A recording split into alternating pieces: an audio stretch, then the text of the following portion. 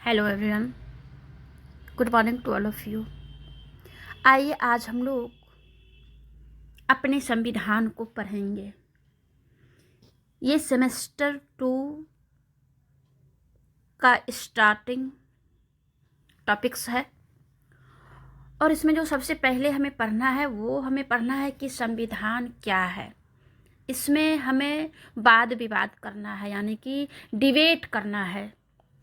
ठीक है, तो डिबेट करने से पहले हमें पहले जान लेना है कि संविधान क्या है, संविधान क्यों है, संविधान कैसे इसका निर्माण हुआ और इसकी आवश्यकता क्यों पड़ी। ठीक है, तो इसे जो है हम पढ़ेंगे और इसमें जो आने वाला क्वेश्चंस है कि संविधान में जो है फीचर्स को जानना है, salient features of Indian constitutions, salient features of Indian constitutions के बारे में जानना है। जानेंगे कि क्या इसकी विशेषता है। ठीक है, तो सबसे पहले हम जानेंगे कि संविधान जो है कब बना। भारतीय संविधान 26 जनवरी 1950 को अस्तित्व में आता है और जो हमारा संविधान बनता है 26 नवंबर 1949 को जो है हम लोग भारत के लोग जो है हम इसे आत्म अर्पण कर लेते हैं, यानी हम इसे एक्सेप्ट कर लेते हैं, क्योंकि हमारा जो प्रस्तावना है उसमें कहा गया है कि आज जो है 26 नवंबर 1949 को हम अपने संविधान को आत्म अर्पित करते हैं, अंगीकार करते हैं। ठीक है, और अधिनियमित भी करते हैं। लागू हुआ है 26 जनवरी 1950 को। ठीक है, तो यह दुनिया का सबसे लंबा संविधान है और यदि हम अगले देश के आकार का अगर हम विविधता पर अगर ध्यान देंगे तो इसकी लंबाई जो है पेचीदगी है। असली में समझ सकते हैं, आसानी से इसे हम समझ सकते हैं। स्वतंत्रता के समय भारत न केवल एक विशाल और विविधतापूर्ण देश थे बल्कि एक बिखरा हुआ भी देश था। ऐसे में देश की एकजुटता और प्रगति के लिए जरूरी था कि इसे विस्तृत और गहन विचार विमर्श के साथ जो है सावधानी पूर्वक सूत्रबद्ध करें। और संविधान जो है बनाया गया था, हमारे संविधान ने अतीत और वर्तमान के जो घाव थे उस पर मरहम लगाने के लिए विभिन्न प्रकार के जो वर्ग थे, जाति संप्रदाय उसमें जो बांटा हुआ था, तो भारत को एक साझा राजनीतिक प्रयोग में शामिल करने में जो है मदद दी है।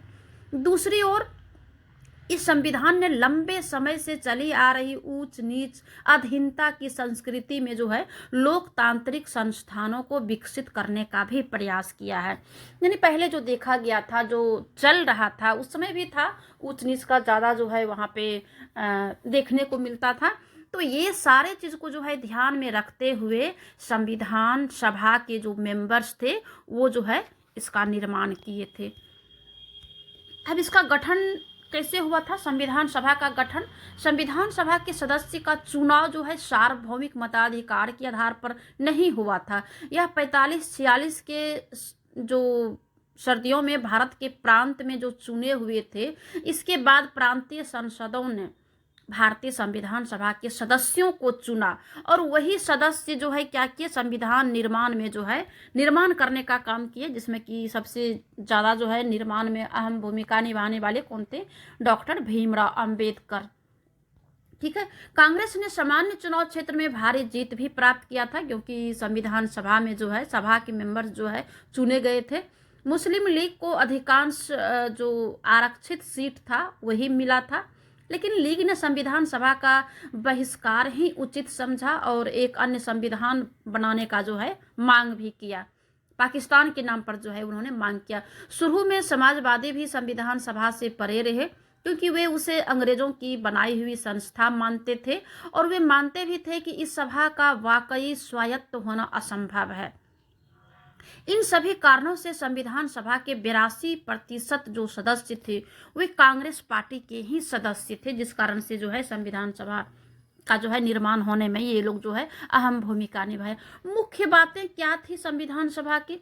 संविधान सभा में 300 सदस्य थे इनमें से 6 सदस्यों की भूमिका महत्वपूर्ण रही, जिसमें कि जवाहरलाल नेहरू, वल्लभ भाई पटेल, राजेंद्र प्रसाद, ये कांग्रेस के सदस्य थे। और एक निर्णायक प्रस्ताव, उद्देश्य प्रस्ताव को नेहरू ने ही पेश किया था।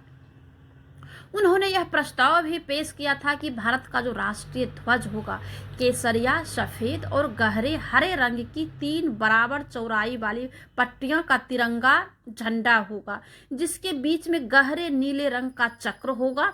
पटेल जो है मुख्य रूप से पर्दे के पीछे कई महत्वपूर्ण काम कर रहे थे। उन्होंने कई रिपोर्टों के प्रारूप लिखने में खास मदद भी किए थे और कई परस्पर विरोधी विचारों के बीच सहमति पैदा करने में पटेल जी जो है महत्वपूर्ण भूमिका निभाई थी। राजेंद्र प्रसाद संविधान सभा के अध्यक्ष बने और अस्थायी अध्यक्ष तो डॉक्टर सच्चिदानंद सिन्हा जी थे, जो कि 9 दिसंबर 1946 को जो बैठक हुई थी तो उसमें जो है सच्चिदानंद सिन्हा थे। और जब 11 दिसंबर और 1946 को जब बैठक हुई तो उसमें अस्थायी अध्यक्ष डॉक्टर राजेंद्र प्रसाद को चुन लेते हैं और लास्ट में 13 दिसंबर 1946 को जो है ये पूर्ण रूप से जो है अपना अस्तित्व में आते हैं। अब हम जानेंगे कि संविधान की दृष्टि जो है क्या है। संविधान की दृष्टि से हम देखते हैं 13 दिसंबर 1946 को जवाहरलाल नेहरू ने संविधान सभा के सामने अपना उद्देश्य प्रस्ताव को पेश करते हैं और एक ऐतिहासिक प्रस्ताव था जिसमें कि स्वतंत्र भारत के संविधान के मूल आदर्शों की रूपरेखा प्रस्तुत की गई थी और वह फ्रेमवर्क सुझाया गया था कि जिसके तहत संविधान का कार्य आगे बढ़ना था। इसमें भारत को एक स्वतंत्र संप्रभु गणराज्य घोषित किया गया था। नागरिकों को न्याय, समानता, स्वतंत्रता का आश्वासन दिया गया था और वह वचन भी दिया था कि अल्पसंख्यकों, पिछड़े वर्ग, जनजातीय क्षेत्रों एवं दलित व अन्य पिछड़े वर्गों के लिए पर्याप्त रक्षात्मक प्रावधान भी किए जाएंगे। इन उद्देश्यों को रेखांकित करते हुए नेहरू ने भारतीय प्रयोग को एक व्यापक ऐतिहासिक संदर्भ में प्रस्तुत किया। इस अवसर पर बोलते हुए उन्होंने कहा कि उसकी नज़र बराबर पर है, अतीत में हुए उन ऐतिहासिक प्रयोगों की ओर जा रही है जिनमें कि अधिकारों के ऐसे दस्तावेज तैयार किए गए थे। ठीक है, इसे जो है हम टोटल जो संविधान सभा जो है निर्माण जो है उसको हम सार रूप में जो है यहाँ पे हम बताने का प्रयास करेंगे। इससे ज़्यादा आपको पढ़ने का जरूरत नहीं पड़ेगा। कहता है कि भारतीय संविधान गहन विवादों और परिचर्चाओं से गुजरते हुए बना था, क्योंकि बहुत विवाद, एक एक जो आर्टिकल में जो कानून और नियम जो डाला जाता था तो उस पर कई दिन तक सभा में, संविधान सभा में जो है संविधान सभा के जो मेंबर थे वाद विवाद होता था और वाद विवाद होने के बाद जब निष्कर्ष पर पहुंच जाते थे तब जो है उसको किसी आर्टिकल के अंतर्गत जो है उसे रखा जाता था। उसका कई प्रावधान लेन देन की प्रक्रिया के जरिए बनाए गए थे। उन पर सहमति तब बन गई जब सदस्यों ने दो विरोधी विचारों के बीच को जो है जमीन तैयार कर लिया था। लेकिन संविधान के एक केंद्रीय जो अभिलक्षण था उस पर काफी हद तक सहमति थी। यह सहमति प्रत्येक वयस्क भारतीय को मताधिकार देने पर था। उसके पीछे एक खास किस्म का भरोसा भी था जिसके पूर्व उदाहरण अन्य देश के इतिहास में नहीं थे। दूसरे लोकतंत्रों में पूर्ण वयस्क मताधिकार धीरे धीरे कई चरणों से गुजरते हुए लोगों को मिला। संयुक्त राज्य अमेरिका और यूनाइटेड किंगडम यानी कि यूके, ब्रिटिश जैसे देशों में शुरू में मताधिकार जो है केवल संपत्ति रखने वाले पुरुषों को ही दिया गया था, यहाँ तक कि महिला को भी नहीं दिया गया था। फिर पढ़े लिखे लोगों को जो है विशेष रूप से शामिल किया गया। तब जो है वे कटु संघर्षों के बाद श्रमिक और किसान वर्ग के पुरुषों को भी मताधिकार मिला था। महिलाओं को और भी लंबा समय तक संघर्ष करना पड़ा था इन दोनों देशों में मताधिकार के लिए। हमारे संविधान का जो दूसरा महत्वपूर्ण अभिलक्षण था धर्मनिरपेक्षता पर बना था। संविधान की प्रस्तावना में धर्मनिरपेक्षता के गुण तो नहीं किए गए, लेकिन संविधान व समाज को चलाने के लिए भारतीय संदर्भ में जो है उसके मुख्य अभिलक्षण का जिक्र आदर्श रूप में किया गया था। ऐसा मूल अधिकारों की श्रृंखला को रचने के लिए किया गया था। विशेषाधिकार जैसे कि धार्मिक स्वतंत्रता अनुच्छेद 25 से 28 तक है। सांस्कृतिक व शैक्षणिक अधिकार 29-30 है। एवं समानता का जो अधिकार है जो 14 से 18 तक में है, जिसमें कि 14, 16, 17 जो है ये महत्वपूर्ण है। राज्यों ने सभी धर्मों के प्रति समान व्यवहार की गारंटी भी दी थी। पहले ही उद्देश्य प्रस्ताव में जो है जब शुरू हुआ था संविधान बनने से, तो ये पंडित जवाहरलाल नेहरू ने पहले ही बता दिए गए थे कि सबको ध्यान में रखा जाएगा। अल्पसंख्यक हो, दलित हो, आदिवासी हो, जो भी हो, सबको रक्षात्मक गारंटी देने की जो है बात कही गई थी। तो उसमें किसी भी प्रकार का प्रॉब्लम नहीं होना चाहिए। आगे जो है इन्होंने बहुत सारी बातें को कहा गया था। तो इस प्रकार जो है हमारे संविधान का जो है निर्माण होता है। हम आगे वीडियो में पढ़ेंगे कि साइलेंट फीचर्स क्या है। यहाँ पे साइलेंट दे दिया गया है। साइलेंट फीचर मीन्स हो गया कि उसकी विशेषता, संविधान की विशेषता ही क्या है।